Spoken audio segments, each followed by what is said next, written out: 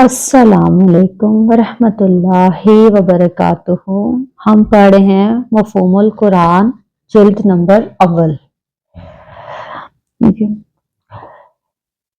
बिस्मिल्लाहिर्रहमानिर्रहीम।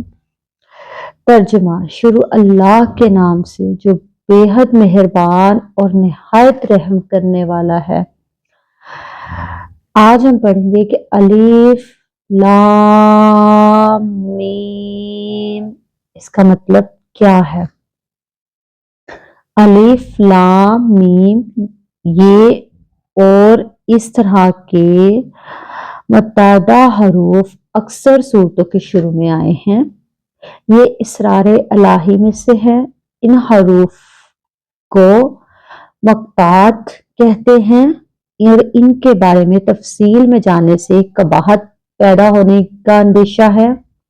लिहाजा हज़रत सल्लल्लाहु अलैहि वसल्लम के फरमान के मुताबिक सिर्फ इनको समझ लेना ही काफ़ी है कि अलिफ एक हरूफ है, लाम एक हरूफ है और मीम एक हरूफ है। इनकी तफसील में जाना बेहतर नहीं। जज़ाकल्लाह।